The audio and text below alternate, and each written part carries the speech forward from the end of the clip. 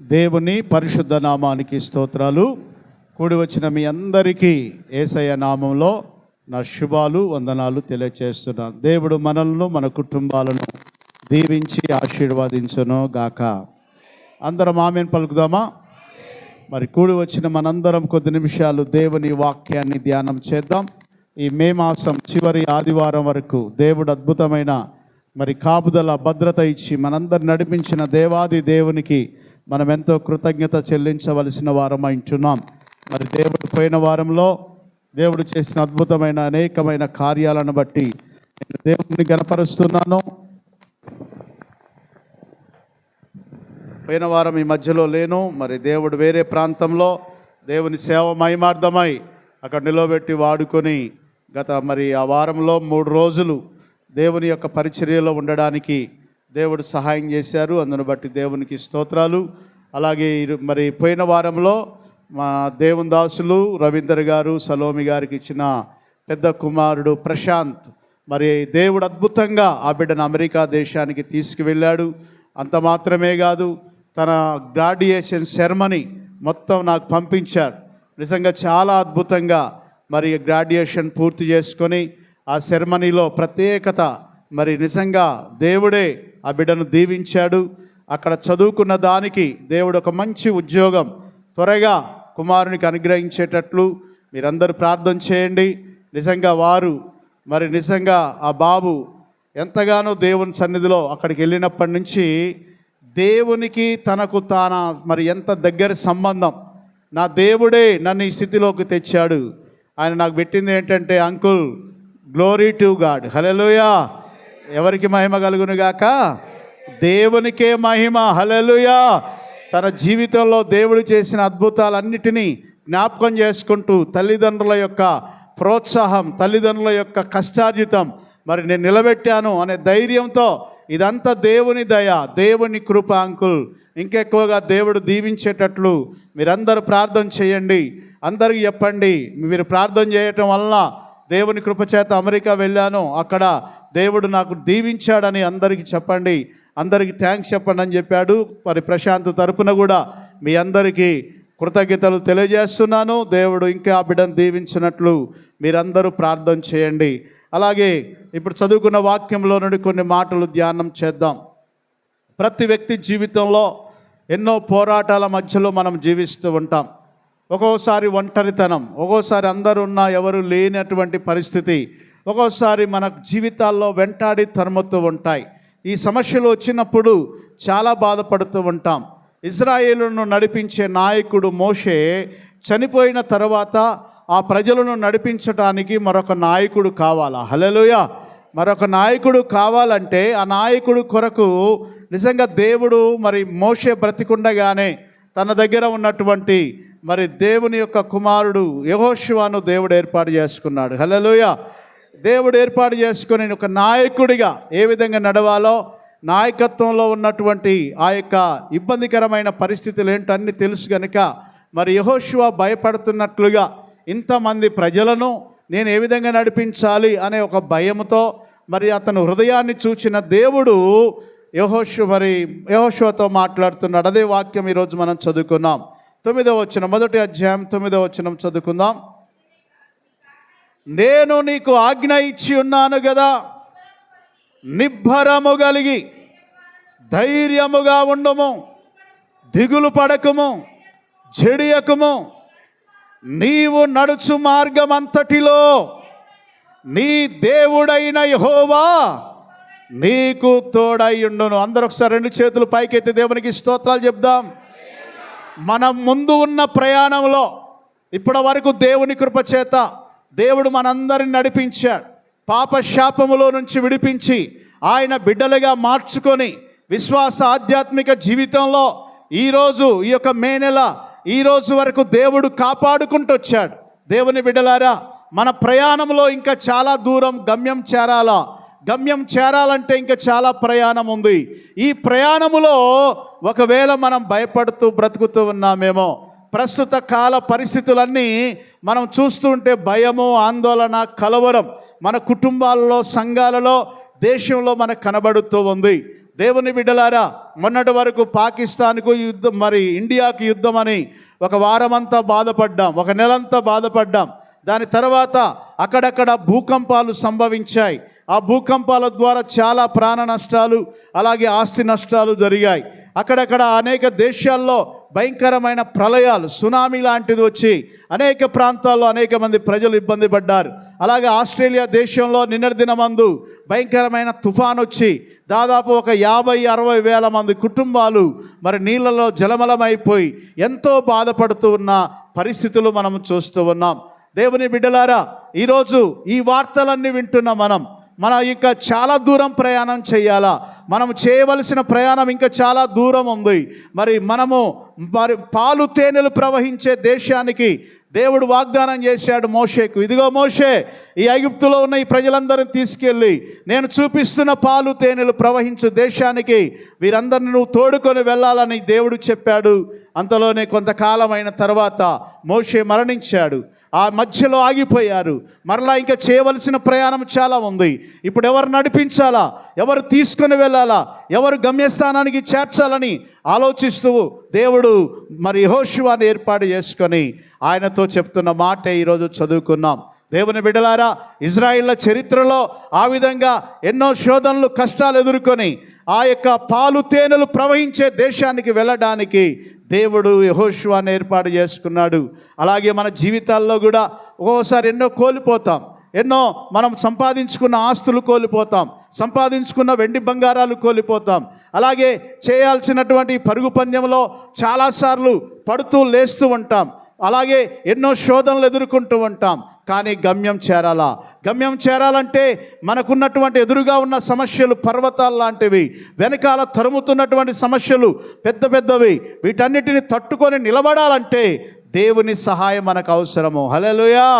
అందుకే దేవుడు యెహోషువతో చెప్తున్నాడు, ఇదిగో నేను నీకు ఆజ్ఞాపించాను కదా, నువ్వు భయపడకో, నువ్వు కృంగిపోకో, నువ్వు అధైర్యపడకో అని దేవుని వాక్యము చేత బోధిస్తూ ఉన్నాడు. నిబ్బరము కలిగి ధైర్యముగా ఉండుము. నువ్వు చూస్తున్నటువంటి ప్రజలను చూచి భయపడకో, ఈ ప్రయాణాన్ని చూచి భయపడకో, శత్రువును చూచి భయపడకో, ఇబ్బందులు చూచి భయపడకో, ఆర్థికమైన అప్పుల బాధను చూచి భయపడకో, సమస్యలను చూచి భయపడకో. నీ ముందు నేను పాలు తేనెలు ప్రవహించే దేశాన్ని నీ కొరకు, నీ యొక్క సంతానము కొరకు, లేక ఇజ్రాయేలు ప్రజల కొరకు నేను సిద్ధపరిచి ఉన్నాను గనుక వీటన్నిటిని చూచి వెనకంజ వేయకో, వెనకకు తిరగకో. ఇదిగో నువ్వు ముందుకే సాగిపో. సమస్యలు అనేవి రాకమానవు, శోధనలు అనేవి రాకమానవు, ఇబ్బందులు అనేవి రాకమానవు. సమస్యలు వెంటాడి తరుముతూనే ఉంటాయి. అయినప్పటికీ నేను నీకు తోడై ఉంటాను. అందరూ ఒకసారి దేవునికి స్తోత్రాలు చెప్దాం. ధైర్యముగా ఉండము, దిగులు పడకము, జడియకము. నీవు నడుచు మార్గం అంతటిలో నీ దేవుడైన యెహోవా నీకు తోడై ఉన్నాడు. నువ్వు నడిచే మార్గం అంతటిలో, నువ్వు నడుస్తున్న ఈ ప్రయాణం అంతటిలో నీ దేవుడు నిన్ను ఎన్నడూ విడిచిపెట్టేవాడు కాడు. ధైర్యంగా మనం ప్రయాణం చేయాలా. ఆత్మీయ స్థితిలో ఎప్పుడు కూడా వెనకంజ వేయొద్దు. అలాగే శరీర సంబంధమైన విషయాల్లో ఏదైనా జరగకూడని పరిస్థితులు జరిగితే ఎన్నడూ కూడా అధైర్యపడవద్దు. మన ధైర్యం, మన గుండె నిబ్బరం మన యొక్క దేవుడే అని మనం ముందుకు సాగిపోవాలి. అందుకే 5వ వచనంలో చూడండి, చదువుకుందాం. నీవు బ్రతుకు దినములన్నిటిను ఏ మనుష్యుడును నీ ఎదుట నిలవలేక ఉండును. అందరూ ఒకసారి దేవునికి స్తోత్రాలు చెప్దామండి. నీవు బ్రతుకు దినములన్నిట, ఎందుకంటే నేను నీకు ఆజ్ఞాపించాను కదా, నీవు భయపడకుండా నిబ్బరము కలిగి ధైర్యంగా నేను చూపించే మార్గంలో గనక, నేను చూపిస్తున్న ఈ మార్గంలో ప్రయాణం చేస్తే ఇదిగో ఏ మనుష్యుడు నీ ఎదుట నిలువజాలడు. అందరూ ఒకసారి దేవునికి స్తోత్రాలు చెప్దాం. మన సమస్యలు మనం చూస్తున్నప్పుడు పెద్ద పెద్ద పర్వతాలు, కొండల్లాగా ఉంటాయి. మనం చూస్తున్నప్పుడు ఇది మేము సాధించగలమా, ఇది మేము జయించగలమా, ఈ పోరాటంలో మేము గెలవగలమా, ఈ యొక్క ఆధ్యాత్మిక జీవితంలో మేము గమ్యము చేరగలమా, అలాగే ఈ శరీర సంబంధమైన కుటుంబాన్ని, సంఘాన్ని, సంస్థను, లేకుంటే ఈ పరిచర్యలు నడిపించడానికి నాకు శక్తి సరిపోద్దా అని ఒక మరి బాధతో మనం ఉంటూ ఉండవచ్చు. దేవుని బిడ్డలారా, అది ఏదైనప్పటికీ నువ్వు గమ్యం చేరాలా. గమ్యం చేరాలంటే ఏం కలిగి ఉండాలా? ధైర్యం కలిగి ఉండాలి. అందరూ ఒకసారి దేవునికి స్తోత్రాలు చెప్దాం.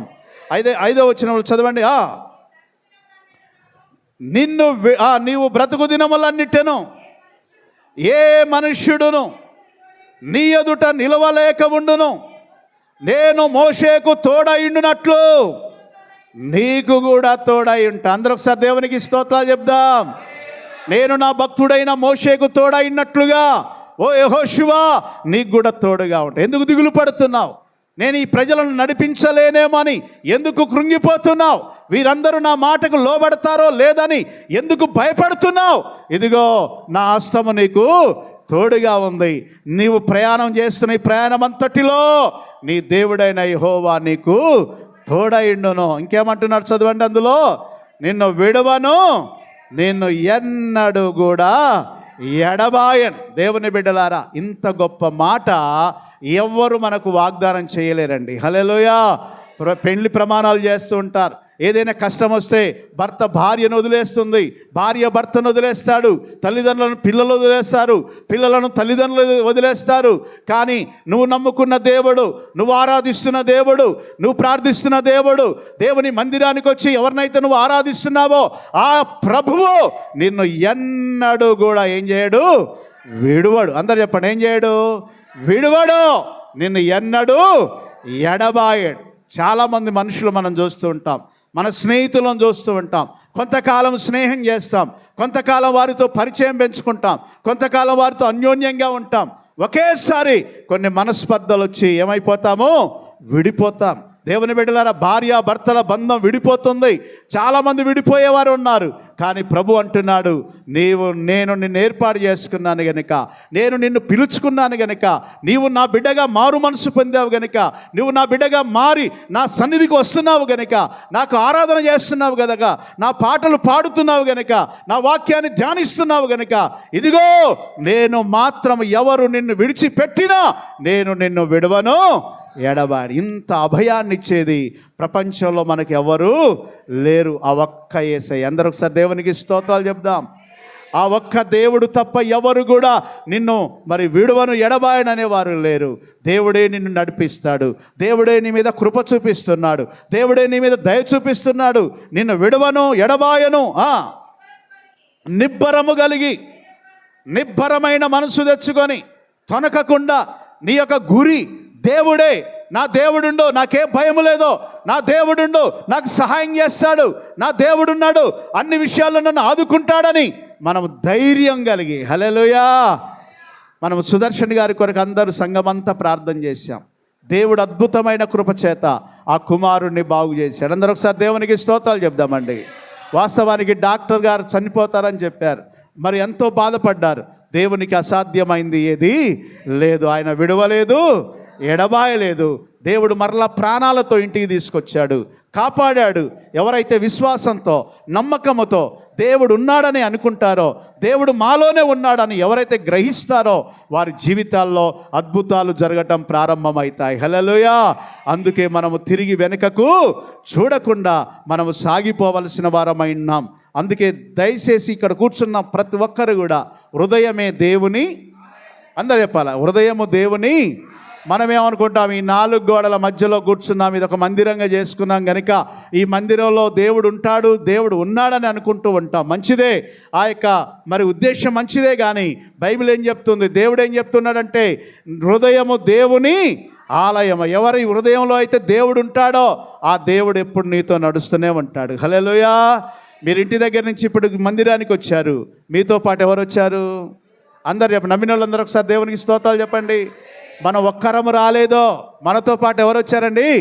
దేవుడు వచ్చాడు. మనలా ఇంటికి పోతాం, మనతో పాటు ఎవరు వస్తారు? దేవుడు, యేసయ్య వస్తాడు. అలాగే మనము పనికి పోయినా, ఉద్యోగానికి వెళ్ళినా, వ్యాపారానికి వెళ్ళినా, ప్రయాణం చేస్తున్నా మనతో పాటు ఎవరు వస్తారు?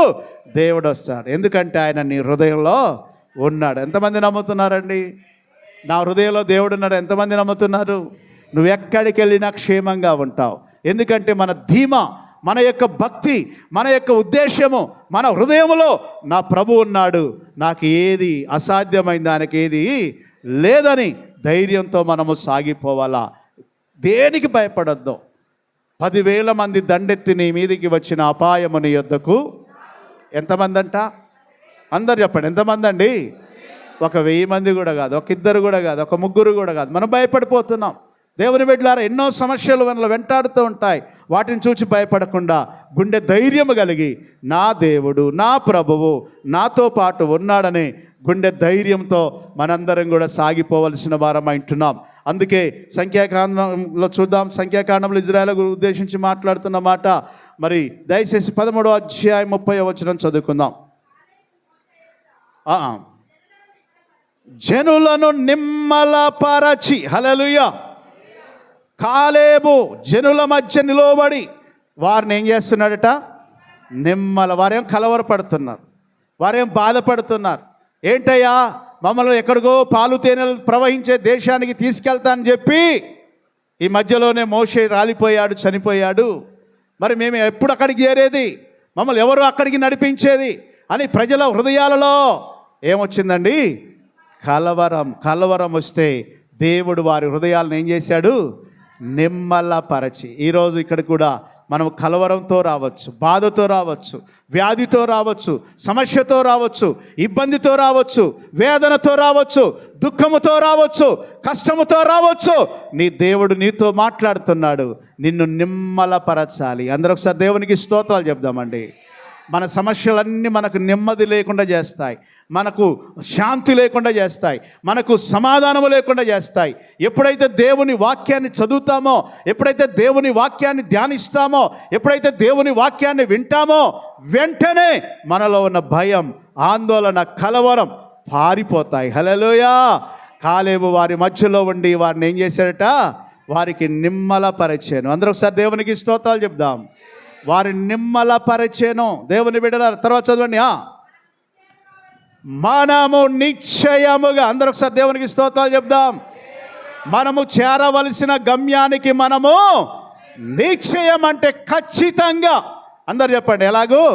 ఖచ్చితంగా. ఈ భారతదేశంలో చాలా వరకు క్రైస్తవులకు ఎన్నో సమస్యలు వచ్చాయి, ఎన్నో ఇబ్బందులు వచ్చాయి. ఎంతోమంది పాస్టర్లు మరి చాలా ఇబ్బందికరమైన పరిస్థితుల్లో వారి సంఘాలలో ఎన్నో సమస్యలతో ఉంటూ ఉన్నారు. దేవుని కృపచేత దేవుడు ఇప్పటి వరకు వారిని నడిపిస్తూనే ఉన్నాడు. హల్లెలూయా. దేవుని బిడ్డలారా, ఇక్కడ చేరిన ప్రతి ఒక్కరం కూడా దేవుడు నెమ్మదిచ్చే దేవుడు, నిమ్మలపరిచే దేవుడు. ఖచ్చితంగా చదవండి ఆ మాట. మనము నిశ్చయముగా వెళ్ళుదాము. దానిని ఏం చేయాలా? పరలోకాన్ని మనం ఏం చేయాలా? స్వాధీనపరుచుకుంటాం. మన మధ్యలో రాలిపోయి ఆకువాడిపోయి ఆకు రాలిపోయే వాళ్ళము కాదు. దేవుని బిడ్డలారా, మనము దేవుడిచ్చి ఆ పరలోక రాజ్యంలో అడుగు పెట్టాలంటే ఈ లోకంలో మనం వెళుతున్న ప్రయాణంలో ఎన్ని అడ్డంకులు, ఎన్ని ఆటంకాలు, ఎన్ని సమస్యలు వచ్చినా వాటన్నిటిని జయించి పాలు తేనెలు ప్రవహించే ఆ పరలోకంలో మనం ప్రవేశించాలా. అందరూ ఒకసారి దేవునికి స్తోత్రాలు చెప్దామండి. ఖచ్చితంగా మేము ఆ యొక్క దేశమును స్వాధీనపరుచుకుంటాము. నీకు కూడా ఎన్నో కోరికలు ఉన్నాయి, ఎన్నో ఆశలు ఉన్నాయి. నువ్వు మధ్యలోనే ఆగిపోతూ, బాధపడుతూ, కృంగిపోతూ, అయ్యో నా బ్రతికింతేనా, నా జీవితం ఇంతేనా, నేను చదువుకున్న దానికి ఏ ఫలితం లేకపోయే, అలాగే నా కుటుంబ పరిస్థితి ఇలాగైపోయే, నా ఆర్థిక స్థితిగతులన్నీ ఇలాగైపోయా, ఎందుకు వచ్చింది ఈ యొక్క పరిస్థితి అని ఒక్కోసారి దిగులు పడుతూ ఉంటాం, బాధపడుతూ ఉంటాం, కృంగిపోతూ ఉంటాం. దేవుని సెలవు లేకుండా తలలో ఒక్క ఎంటికైనా రాలిపోదంట. కొన్ని శ్రమలను దేవుడు మనకు మరి అలాగ పర్మిషన్ ఇస్తాడంట. హల్లెలూయా. యోబుకు శ్రమలు వచ్చాయి. ఎవరి పర్మిషన్తో? సాతాను వెళ్ళి యోబు గురించి దేవుని దగ్గర పర్మిషన్ తెచ్చుకుంది. ఊరికినే యోబును చిత్రహింసలు పెట్టలేదో, గాయాలతో లేకుంటే కురుపులతో బాధపరచలేదో. దేవుని దగ్గర నుండి సాతానుడు యోబు దగ్గరికి వెళ్ళి శోధించడం ప్రారంభించాడు. మనకు కూడా శోధనలు అధికమైపోయినప్పుడు అయ్యో ఎందుకు ఇలాగైపోయిందని, ఎందుకు కృంగిపోవాలా, దేవుడు ఉన్నాడనే ధైర్యంతో అనేక మంది భక్తులను జ్ఞాపకం చేసుకుంటూ మనము ఆ దేశమును ఏం చేస్తామంట? స్వాధీనపరచుకుంటాం. అందుకే అందులోనే దయచేసి 14వ అధ్యాయం 8, 9 వచనాలు కూడా చదవండి ఒకసారి. యెహోవా మన యందు ఆనందించిన ఎడల, అందరూ ఒకసారి దేవునికి స్తోత్రాలు చెప్దాం. దేవుడు మన యందు ఏం చేస్తాడట? ఆనందిస్తాడు. అందరూ ఒకసారి దేవునికి స్తోత్రాలు చెప్దాం. మనమేం భయపడతాం, మనమేం బాధపడతాం, మనమేం కృంగిపోతాం, మనమేం అధైర్యపడతాం. కానీ దేవుని వాక్యం ఈరోజు నీతో నాతో బోధిస్తూ ఉంది. దేవుడు ఏది చేయాలనుకున్నా నీకు మేలు చేస్తాడు. నమ్మిన వాళ్ళందరూ ఒకసారి దేవునికి స్తోత్రాలు చెప్దాం. హల్లెలూయా. ప్రశాంత్ అమెరికాకు వెళ్ళకంటే ముందు ఎన్నో శోధనలు ఎదురయ్యాయి, ఎన్నో కష్టాలు ఎదురయ్యాయి. అమెరికాకు వెళ్ళడానికి పాస్పోర్ట్ గురించి, అలాగే వీసా రావడానికి కొన్ని ఆటంకాలు ఉండే. ఆ ఆటంకాలన్నిటిని యేసయ్య ఏం చేశాడు? తొలగించాడు. ఇప్పుడు గమ్యం చేరాడు. దేవుని కృపచేత తన ఉద్దేశాలన్నీ, తన కోరిక యావత్తు ఏమైపోయింది? సఫలం చేయబడింది. విఫలం కాలే, ఏమైపోయింది? సఫలం. మన ఆలోచన కూడా ఏం కావాలా? సఫలపరచబడాలా.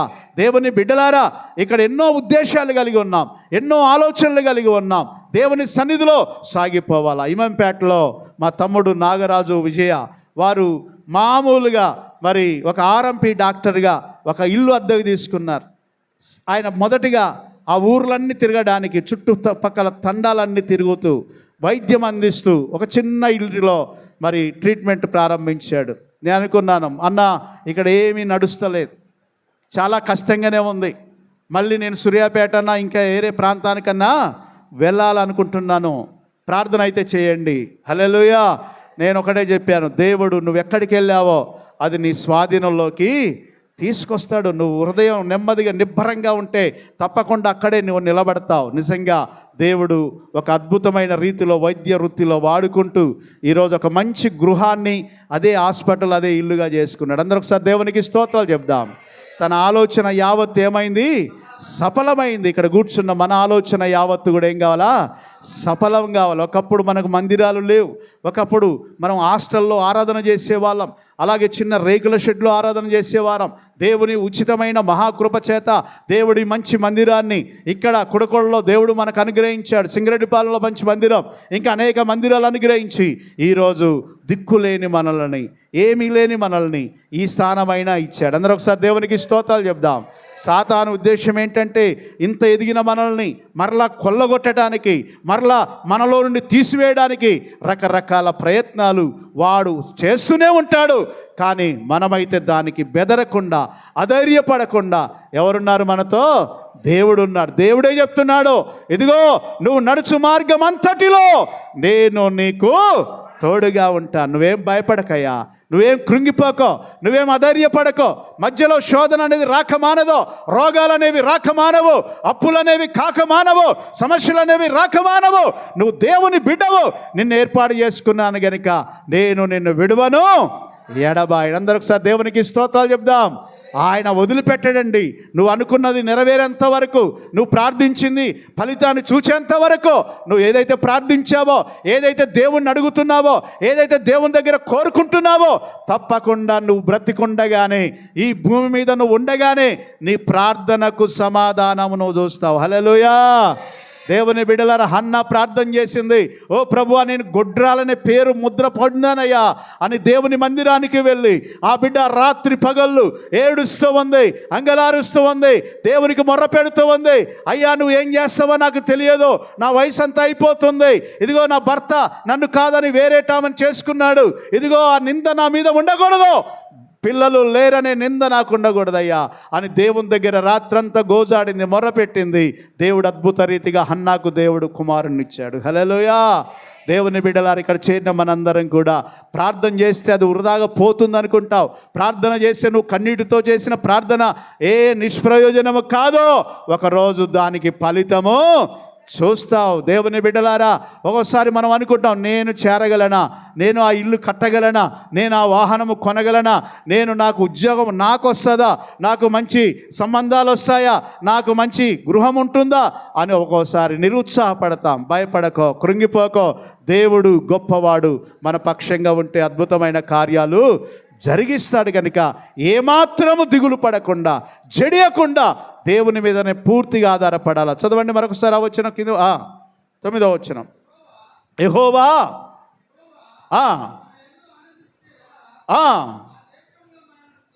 ఆ దేశములో మనలను చేర్చి దానిని మనకు ఇచ్చును. అందరూ ఒకసారి దేవునికి స్తోత్రాలు చెప్దాం.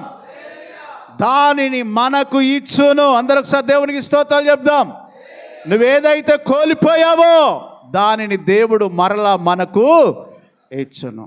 డిఎస్సి కొరకు ఎంతో ప్రయాసపడింది స్రవంతి, నిరుత్సాహపడుతుంది.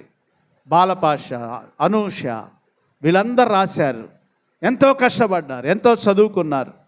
నిరాశ, అయ్యో నాకు రాలేదు కదని ఎప్పుడు బాధపడద్దు. దేవుడు తప్పకుండా ఏదో మెరుగైంది నీ కొరకు దాచిపెట్టాడు. హల్లెలూయా. అది కావాలంటే ఈ శోధన ఏం చేయాలా? జయించాలా. ఈ యొక్క ఇబ్బందిలోనే ప్రభువా ఏది ఏమైనా పర్వాలే, నీకే స్తోత్రమయ్యా, నువ్వు ఉన్నావయ్యా అనే ధైర్యం మనకుంటే మనం గమ్యము చేరతాం. ఏమంటున్నాడండి భక్తుడు? తప్పకుండా చదవండి ఆ మాట. ఆ దేశములో మనలను చేర్చి దానిని మనకు, అందరు చెప్పండి, దానిని మనకు, ప్రార్థన చేసిన దానిని దేవుడు మనకు ఇచ్చాను. యేసు నామములో అడుగుతున్నాము తండ్రి అంటాం. హల్లెలూయా.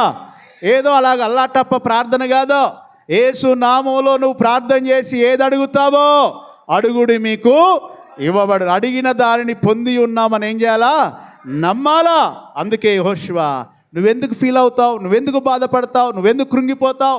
నేనున్నాను కదా. నీ యొక్క నాయకుడైన మోషేని నడిపించినోని నిన్ను నడిపించలేనా? పోయిన వారం నేను లేను, జాకోబు ఆరాధన నడపాలా, మరి ఇక్కడ అక్కడ కూడా వాక్యము చెప్పాలా. ఒక్కోసారి నాకు అనిపిస్తుంది, దేవుని బిడ్డలారా, నా తర్వాత నా తరాన్ని ఒకరిని, మరి జాన్ గాన్, జాకోబు వీళ్ళందరూ కూడా, టీనా, సోని, ఈ నలుగురు కూడా దేవుని సేవలో వాడబడాలా. ఏ విధము చేతనైనాను దేవుని కొరకు నిలబడాలా. అలాగే నా ఆత్మీయ బిడ్డలైన వారు చాలామందికి దేవుడు పాటలు పాడే వరం ఇచ్చాడు, వాక్యం చెప్పే వరం ఇచ్చాడు, ప్రార్థన చేసే వరం ఇచ్చారు. మరి అందరూ కూడా దేవుని సన్నిధిలో నిలబడాలా. ఎప్పుడు నేనే ఉంటాననే గ్యారంటీ ఏం లేదో.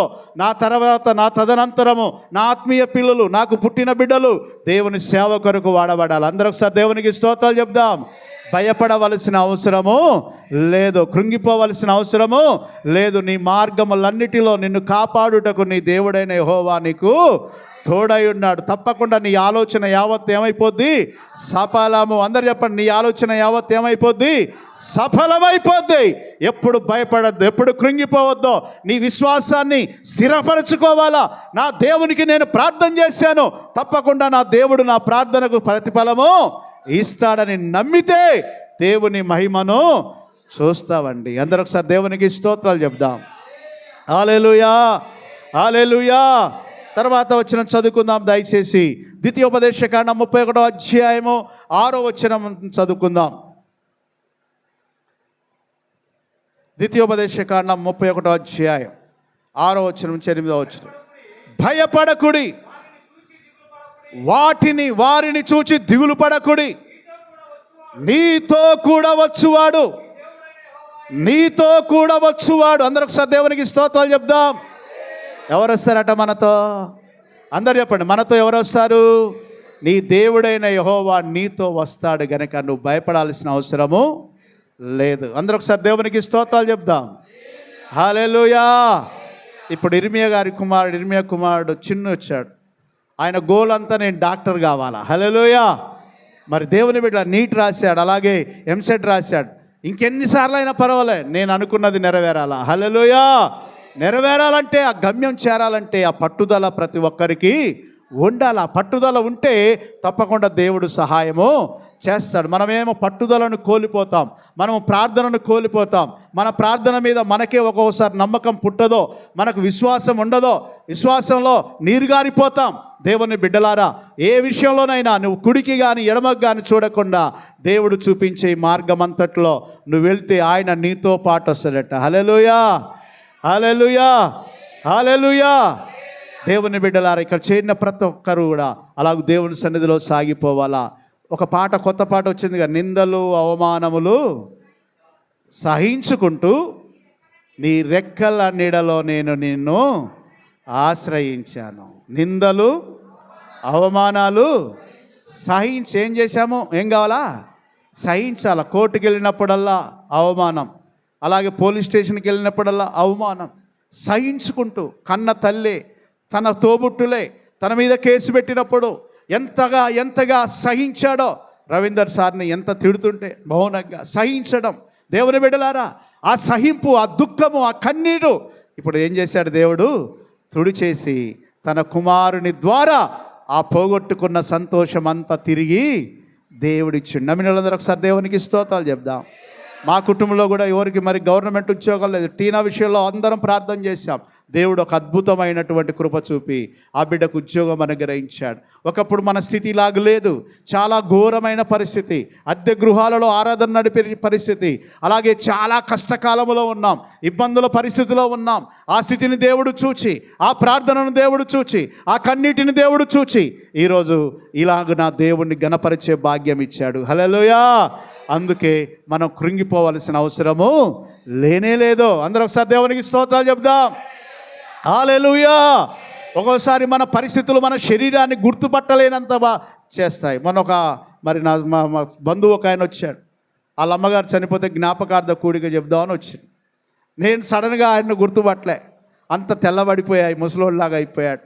అలాగే ఆయనను కూడా నన్ను చూసి గుర్తుపట్టలే. మేమిద్దరం మామాలుళ్ళం అవుతాం. ఇక్కడికి వచ్చి నన్నే అడుగుతున్నాడు, ఏమని, పాస్టర్ గారు జాన్ మార్క్ గారు ఎక్కడా ఉన్నారు? ఎందుకయ్యా నేనే జాన్ మార్క్ అని. నేను కూడా, ఎందుకంటే ఆయన ముసలోన్లాగా వచ్చాడు. దేవుని బిడ్డలారా చూడండి, మన ఆకారాలు మన రూపాలు మనం గుర్తుపట్టలేని పరిస్థితిలోకి వెళ్తాయి. ఒక్కోసారి వెళ్ళినప్పుడు మనం భయపడవలసిన అవసరము లేదా. 2 నిమిషాల్లో ఆయన మమ్మల్ని నవ్వించి చాలా క్షేమంగా మరల ఇంటికి వెళ్ళిపోయాడు. హల్లెలూయా. దేవుని బిడ్డలారా, ఇక్కడ చేరిన మనము మన పరిస్థితులు మనల్ని కృంగదీస్తాయి, గాఢంద కారపు లోయలలోనికి తీసుకెళ్తాయి. అప్పుడు దేవుడు చెయ్యి పట్టి నిన్ను లేవనెత్తి నిలబెడతాడు. హల్లెలూయా. మనం అనుకుంటాం ఇంతటితో నా లైఫ్ క్లోజ్గా, ఇక నేను లేవలేను అనుకుంటాం. ప్రజలు కూడా మనల్ని అనుకుంటారు, ఇక వీళ్ళు లేవలేరు, ఇందులోనే ఇలాగే అయిపోతారు అనుకుంటారు. కానీ నీ దేవుడు నీ పక్షంగా గనక యుద్ధం చేస్తే, నీకున్న ఇబ్బందులు, నీకున్న రోగాలు అవి బలంగా ఉంటే భయపడకో. కాలేబు యెహోషువ వెళ్ళి ఆ పాలు తేనెలు ప్రవహించే దేశాన్ని చూస్తున్నట. ఆ దేశంలో ఉన్న వాళ్ళు వీళ్ళకంటే బాగా బలాఢ్యులుగా ఉన్నారు, బాగా అజానుభావులుగా ఉన్నారు. వాళ్ళు వచ్చి చెప్తారు, అయ్యా ఇదిగో మరి అక్కడికి వెళ్ళి చూస్తే వాళ్ళు మనకంటే బలవంతులు, వారిని మనం జయించలేము, ఆ దేశాన్ని మనం స్వాధీనము చేసుకోలేము అని భయపడుతూ వణుకుతూ ఉంటారు. హల్లెలూయా. ఆ టైంలోనే దేవుడు, ఇదిగో నేను మీకు తోడై ఉన్నాను. ఎందుకు భయపడతారు? ఎందుకు కృంగిపోతారు? వాళ్ళకంటే గొప్పోడిని, వాళ్ళనే మీ చేతికి అప్పచెప్తాను, వాళ్ళనే మీ చేతిలో పెడతాను, వారు మీకు ఆహారంగా అయిపోతారు. వారిని చూచి మీరు భయపడవలసిన అవసరము లేదు.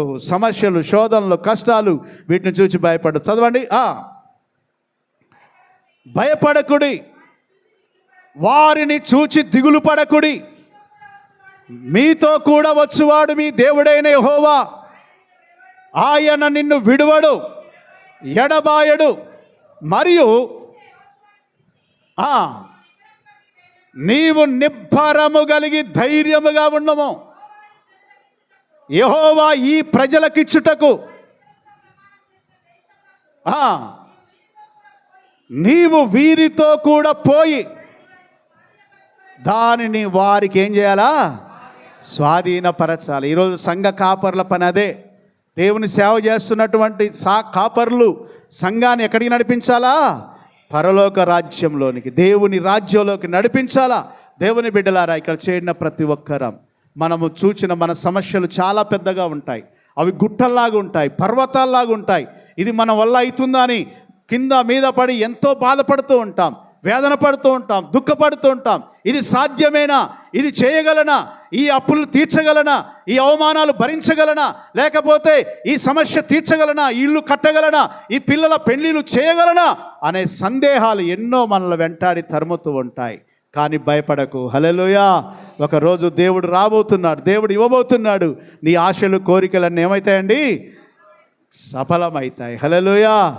నా కోరిక, నా యావత్తు సఫలము దేవుడు చేస్తాడు. ఒక గొప్ప నమ్మకంతో మనము సాగిపోవలసిన వారమైంచున్నాం. దేవుని బిడ్డలారా, అందులోనే వాక్యంలో దయచేసి తీయండి, సంఖ్యాకాండంలో మరి ఇంకో మాట చదువుకుందాం, దయచేసి చదువుకుందాం. 13వ వచనం, 13వ అధ్యాయం 30వ వచనం, అందులోనే ఇంకో 14వ అధ్యాయంలో సంఖ్యాకాండం 9వ వచనం ఒకసారి చదవండి మళ్ళా. యెహోవా మీద ఎప్పుడు కూడా మీరు ఎవరి మీద తిరగబడద్దు. మనకు ఒక్కోసారి ఏమైద్దో తెలుసా? ప్రార్థన చేసి చేసి చేసి అలసిపోయి ఇంకెంతకాలం చేయాలి ఈ ప్రార్థన, ఇంకెన్ని రోజులు చేయాలి ఈ ప్రార్థన? పొద్దున్నే మాకు జూమ్ మీటింగ్ వస్తుంది, ఒక ప్రార్థన 1 గంట సేపు, 6 నుంచి 7 గంటల వరకు, 5 నుంచి 6 గంటల వరకు. అందులో ఆ పాస్టర్ గారు చాలా చాలా ధైర్యంగా చెప్తాడు, ఏదున్నా భూమి మీద ఉన్నప్పుడే అన్నీ కావాలా. హల్లెలూయా. ఈ భూమి మీద ఉన్నప్పుడే సొంత ఇల్లు కావాలా, ఉద్యోగం కావాలా, పెళ్ళి కావాలా, పిల్లలు కావాలా. మరి ఎందుకు పంపావు ప్రభువా? ఈ భూమి మీదకి మమ్మల్ని ఎందుకు పంపావు? ఇంకా మేము దీవించబడలేకపోతున్నాం అని దేవుని మీద కొట్లాడతాడు ఆయన. హల్లెలూయా. దేవునితోనే పోరాటము చేస్తాడు. నన్ను పేదోడుగా ఉంచొద్దు, దరిద్రుడిగా ఉంచొద్దు ప్రభువా. వాళ్ళకి ఎవరికో ధనవంతులుగా చేసావు, మేము పేదలుగా ఎందుకు ఉండాలా? మమ్మల్ని కూడా నువ్వు ఆశీర్వదించయ్యా, మమ్మల్ని కూడా నువ్వు దీవించయ్యా, మేము కూడా ఒక ఉన్నత స్థాయికి రావాలా ప్రభువా అని ప్రార్థన చేస్తూ జీవిత సత్యాలు బోధిస్తూ ఉంటాడు, ధైర్యపరుస్తూ ఉంటాడు. దేవుని బిడ్డలారా, ఈరోజు దేవుడు కూడా నిన్ను ఘనపరుస్తూ ధైర్యపరుస్తున్నాడు. నువ్వు కృంగిపోకు, నువ్వు అధైర్యపడకు. దేవుడు అందరికి ఉపకారం చేస్తాడు, కొందరికే కదా. ఎందరికండి? దేవుడు యెహోవా అందరికీ ఉపకారి. దేవుడు అందరికీ ఉపకారి. నీ పరిధిలో నీకు తప్పకుండా సహాయము చేస్తాడు. ఏదో కష్టం వచ్చిందని చులకన చూడగాకండి, ఏదో ఇబ్బంది కలిగిందని ఏదో చులకనగా చూడగాకండి. దేవుని బిడ్డలారా, లోకములో ఉన్నవానికంటే నీలో ఉన్నవాడు గొప్పోడున్నాడు. అది మర్చిపోకుండా నీ యొక్క జీవితంలో, నీ భవిష్యత్తులో నువ్వు చూడబోతున్నావు అద్భుతాన్ని. హల్లెలూయా. ఒక ఆశ్చర్య కార్యాన్ని దేవుడు నీ జీవితంలో జరిగించబోతున్నాడు. చదువుకుందాం, చదవండి. మీరు ఎప్పుడు కూడా ప్రార్థన చేసి, ప్రభువా మాకెందుకు ఈ సహాయం చేయలేదు, ఇంతగానో ఉపవాసాలు ఉన్నాను, 40 రోజులు ఉన్నాను, నెల రోజులు ఉన్నాను, 2 నెలలు ఉన్నాను, 3 నెలలు ఉన్నాను, నాయన నాకు ఎంత ప్రభువా ఈ యొక్క లెంట్ డేస్ అంతట్లో కూడా ఎప్పుడు ఉపవాసాలే ఉంటాను, నేను అడిగింది నాకేం రావట్లేదు, నా ఆరోగ్యం సరిగా లేదు, నా ఆర్థిక పరిస్థితి బాగులేదు, నువ్వేం దేవుడవయ్యా, నీ మందిరానికి వెళ్తున్నాను కదా, పాటలు పాడుతున్నాను కదా, ప్రార్థనలు చేస్తున్నాను కదా, వాయిద్యాలు వాయించుతున్నాను కదా, ఇక నా జీవితము నా బ్రతుకు ఇంతేనా అని ఎప్పుడు అనుకోకు. దేవుని మీద తిరగబడవలసిన అవసరము లేదు. నీ పరిస్థితులు ఎలాగున్నా దేవుణ్ణి గణపరచాలా, దేవుణ్ణి స్తుతించాలా. చదవండి. ఆ దేశ ప్రజలకు భయపడకుడే, వారు మనకేమవుదురు? అందరు చెప్పండి. వారు శత్రువులు మనకేమవుతారు? మన నోటికి ఆహారం అయిపోతారు. హల్లెలూయా. నువ్వు భయపడకో, నువ్వు బాధపడకో, నువ్వు కృంగిపోకో. వారు మనకు ఆహారమగుదురు. వారి నీడ వారి మీద నుండి తొలగిపోయెను, యెహోవా మనకు తోడై ఉన్నాడు. వారికి ఏం చేయొద్దు? యెహోవా మనకేమైనాడు? తోడై. దేవుడు మనకేమైనాడు? మా కుటుంబ సభ్యులైనా, మన సంఘ సభ్యులైనా, మనకున్నటువంటి ఏ సంఘములో ఉన్నవారైనా ఏమనుకోవాలా? మా దేవుడు మాకు ఏమైండెను? తోడై ఉండెను. హల్లెలూయా.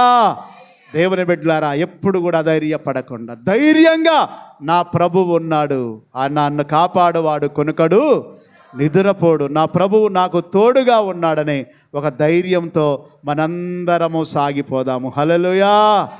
నీ ప్రార్థన మీద నీకు నమ్మకం పుట్టాలా. నువ్వు చేసిన ప్రార్థనకు సమాధానం తప్పకుండా దేవుడు ఇస్తాడనే నమ్మకంతో సాగిపోవాలి. ఆఖరి వచనం చదివి నేను ముగిస్తాను. మొదటి దినవృత్తాంతముల గ్రంథం 22వ అధ్యాయం 13వ వచనం చదవండి.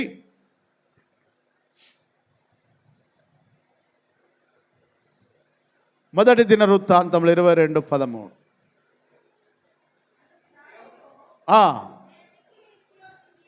నేను మిక్కిలి ఇరుకులో చిక్కి ఉన్నాను. ఆమేన్. అందరం ఆమేన్ చెప్దామా? హల్లెలూయా.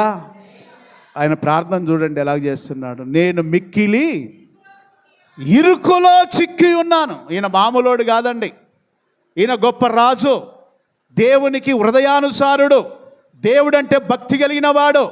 ఇలాంటి గొప్ప దేవుని యొక్క సేవకుడే లేదా రాజు ఎక్కడ పడి ఉన్నాడట? అందరు చెప్పండి, ఎక్కడ పడి ఉన్నాడండి? ఆయనకి ఇన్ని బాధలు వచ్చాయి, ఇన్ని కష్టాలు వచ్చాయి, అన్ని బాధలే, వాళ్ళ ఇంటి నిండా కష్టాలే, వాళ్ళ ఇంటి నిండా నొప్పులే, వాళ్ళ ఇంటి నిండా రోగాలే, వాళ్ళ ఇంటి నిండా అప్పులే, వాళ్ళ శపించబడిన కుటుంబం అయిపోయింది, ఇక లేవలేరు అని ప్రజలు అనుకోవచ్చు. హల్లెలూయా. కానీ దావీదు ఏమని ప్రార్థన చేస్తున్నాడు? నేను మిక్కిలి ఇరుకులో పడి ఉన్నాను. యెహోవా మహాకృపను బట్టి, యెహోవా మహాకృప గలవాడు, నేను మనుషుల చేతిలో పడక. ఆమేన్. అందరు దేవునికి ఆమేన్ చెప్దామా? ఈ మాటను బట్టి ఆమేన్ చెప్దామా? నేను మనుషుల చేతిలో పడక, హల్లెలూయా, నేను శత్రువు చేతిలో పడక, నేను ఈ యొక్క మరణం అనే చేతిలో పడక ఎవరి చేతిలో ఉన్నాను? నేను దేవుని చేతిలోనే పడుదును. అందరూ ఒకసారి దేవునికి స్తోత్రాలు చెప్దాం. మళ్ళీ ఈ మధ్యకాలంలో ఒక 2-3 రోజులుగా వైరల్ అవుతుంది మళ్ళీ కరోనా అని. ఆ మాట వింటేనే ఒళ్ళు జల్దరిచ్చిపోతుంది, భయం జ్వరబడుతుంది. అది వింటుంటే యూట్యూబ్లో ఊరికి అదే వింటుంటే ఊరికే భయం వేస్తుంది. చూడండి, భయంకరమైన పరిస్థితి. మళ్ళీ హైదరాబాద్లో ఒక డాక్టర్ గారికే కరోనా వచ్చిందంట, విశాఖపట్నంలో ఎవరికో వచ్చిందంట. అలాగే విజృంభిస్తుంది, జాగ్రత్త జాగ్రత్త జాగ్రత్త. ఆ శబ్దాలు వినబడుతుంటే పోయినసారి వచ్చినప్పుడు మనందరిని కూడా అలాగూ టచ్ చేసి వెళ్ళింది కరోనా. అలాగ టచ్ చేసి వెళ్ళిపోయింది. మరలా వస్తుంది ఆ మహమ్మారి, ఆ భయంకరమైన వ్యాధి నీ శరీరంలో జ్వరబడి నీ ప్రాణము తీయకముందే ఎవరి చేతిలో పడాలా? కరోనా చేతిలో నుండి ఎవరి చేతిలో పడాలా? అందరు చెప్పాలి, ఎవరి చేతిలో పడాలా? దేవుని చేతిలోకి వెళ్ళిపోవాలి. అందరూ ఒకసారి దేవునికి స్తోత్రాలు చెప్దాం. హల్లెలూయా. దాదాపు 6,000 మంది పాస్టర్లను చనిపోయారండి. కరోనా వచ్చిన రోజుల్లో 6,000 మంది. ఆ సంఘాలు ఏం కావాలా? వాళ్ళ భార్య పిల్లలు ఏం కావాలా? దేవుని బిడ్డలారా, దేవుని చేతిలో ఉంటే నీకు ఏ రోగము అంటుకోకుండా దేవుడు కాపాడతాడు. హల్లెలూయా. మనం ఎన్ని శానిటైజర్లు పెట్టుకున్నా, మరి ఇంకేది పెట్టుకున్నా ఆ రోగము నీ దరిదాపుల్లోనికి రాకుండా దేవుడు నిన్ను కాపాడాలంటే ఎవరి చేతిలోకి వెళ్ళిపోవాలా? అందరు చెప్పండి, ఎవరి చేతిలోకి వెళ్ళిపోవాలా? అందరు చెప్పండి, ఎవరి చేతిలోకి వెళ్ళిపోవాలా? దేవుని చేతిలో పడాలంట. చదవండి.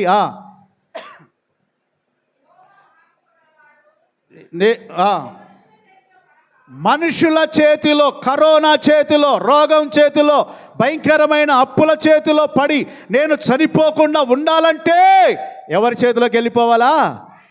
ఆయన చేతిలో పడుదును గాక. ఆమేన్. అందరం ఆమేన్ చెప్దామా? ఈరోజు ఈ మే నెలంతా కాపాడాడు. మే నెల నుంచి ఇప్పుడు ఎక్కడికి వెళ్తాం? మనము జూన్లోకి వెళ్తాం. జూన్ నెలలో కూడా ఎవరి చేతిలో పడాలా? ఇప్పటివరకు ఎవరి చేతిలో ఉన్నాము? దేవుని చేతిలో ఉన్నాం. దేవుని చేతిలో ఉన్న మనం క్షేమంగా ఉంటాం, ఆరోగ్యంగా ఉంటాం, నెమ్మదితో ఉంటాం, శాంతితో ఉంటాం. అందుకే యెహోషువా, నువ్వు మనుషుల చేతిలో చిక్కకుండా, ఇదిగో నువ్వు నడుచు మార్గం అంతటిలో నేను నీకు తోడై ఉంటాను. నువ్వు భయపడవలసిన అవసరమే లేదు, దిగులు పడవలసిన అవసరమే లేదు. మొన్న చిట్టెక్కకి యాక్సిడెంట్ అయింది. ఎవరో వచ్చి వెనకాల బండి ఇట్ట డాష్ ఇచ్చి వెళ్ళిపోయాడు. ఆమె బండి ఆమె మీద పడి కాలు కొంచెం గాయమైంది, చిన్న ఎముక కూడా విరగలేదు. హల్లెలూయా. అదే ఎముక విరిగితే ఆ బిడ్డ ఎంత బాధపడుకుంటూ ఉండాలో. దేవుని ఉచితమైన కృప చేత దేవుడు ఆ ప్రమాదములో నుండి ఎవరి చేతిలో పడేటట్టు చేశాడు? దేవుని చేతిలో. హల్లెలూయా. అలాగే మన సమస్యల చేతిలో నుండి ఎవరి చేతిలోకి వెళ్ళిపోవాలా? యేసయ్య చేతిలో పడితే నువ్వు ఆరోగ్యంగా ఉంటావు, క్షేమంగా ఉంటావు, నెమ్మదితో ఉంటావు, సమాధానంతో ఉంటావు. దేవుడు ప్రతి కీడు నుంచి ఏం చేస్తాడు? తొలగిస్తాడు. అనేక సార్లు ప్రశాంత్ గురించి, మా పిల్లల గురించి, మరి ఒక సేవకుడు అనబడే వాళ్ళే వచ్చి అనేది, ఏంటి ఇట్లా తిరుగుతున్నారు మీ పిల్లలందరూ, అట్లా వాళ్ళేంది ఇట్లా, వీళ్ళేంది అట్లా అనేవాళ్ళు. దేవుని బిడ్డలారా, ఇప్పుడు వాళ్ళు అనుకున్న ఉద్దేశాల నుండి దేవుడు ఎవరి చేతిలోకి తీసుకెళ్ళాడు? దేవుని చేతిలో పడేటట్టు. హల్లెలూయా. ఇక్కడ జాన్ మంచి వాయిద్యాలు వాయిస్తున్నాడు, జాకోబ్ మంచి వర్షిప్ చేపిస్తున్నాడు. అక్కడ ప్రశాంత్ క్షేమంగా మంచి మరి తన విద్యను పూర్తి చేసుకొని గ్రాడ్యుయేషన్ అయిపోయింది. ఏ నోటితోటైతే ప్రజలు మనల్ని విమర్శిస్తారో, ఎవరైతే లెక్క లేకుండా చూస్తారో, ఎవరైతే తక్కువ చేసి మాట్లాడతారో వారిని చూసి ఏం చేయొద్దు? మనము భయపడకుండా ఎవరి చేతిలోకి వెళ్ళిపోవాలా? దేవుని చేతిలోకి వెళితే నువ్వు క్షేమంగా ఉంటావు, ఆరోగ్యంగా ఉంటావు, దీవెనకరంగా దేవుడు నన్ను మారుస్తాడు. ఆ విధంగా మనందరం ముందుకు సాగుదాం, ప్రార్థన చేసుకుందాం. అందరు తలలు వంచండి, కళ్ళు మూసుకోండి. కోల్పోయిన వాటి గురించి ఆలోచన చేయకండి. దేవుడు ఇవ్వబోతుంది పాలు తేనెలు ప్రవహించు దేశంలో. నేను నిన్ను అక్కడికి చేరుస్తాను. పాలు తేనెలు ప్రవహించే దేశంలోనికి నువ్వు వెళ్ళాలంటే ఎన్ని శోధనలు వచ్చినా, ఎన్ని కష్టాలు వచ్చినా, ఎన్ని ఇబ్బందులు వచ్చినా, ఓ యెహోషువా నువ్వు భయపడకో. మోషేకు తోడైనట్లుగా నేను నీకు తోడై ఉంటాను. నిన్ను విడువను, నిన్ను ఎడబాయను. నువ్వు నడుచు మార్గం అంతటిలో నువ్వు ఎక్కడికి ప్రయాణం చేసినా, డ్యూటీకి ఎక్కడికి వెళ్ళినా, నువ్వు ఎక్కడ ప్రయాణంలో ఉన్నా నీ దేవుడు నిన్ను విడిచిపెట్టాడు, నిన్ను విడువడు, నిన్ను ఎడబాయడు. ఎలాంటి కరోనా లాంటి భయంకరమైన రోగాలు దాపురించినా అవి మరలా ఈ మింగడానికి వస్తున్నా దేవుని చేతిలోకి వెళ్ళిపోదాం. దావీదు మనుషుల చేతిలో నుండి దేవుని చేతిలోకి వెళ్ళిపోయాడట. అవును, అంత గొప్ప దావీదు మహారాజే, దేవునికి ఇష్టానుసారుడే, దేవునికి హృదయానుసారుడే. ప్రభువా, నేను మనుషుల చేతిలో చిక్కకుండా నీ చేతిలో పడాలా, నీ చేతిలోనికి రావాలా, నిన్ను ఆరాధన చేయాలా, నిన్ను గణపరచాలా, నిన్ను స్తుతించాలయ్యా అని దేవుని చేతిలోకి వచ్చినట్లుగా చూస్తున్నాం. ప్రార్థన చేసుకుందాం. విత్తబడిన వాక్యం కొరకు ప్రార్థన.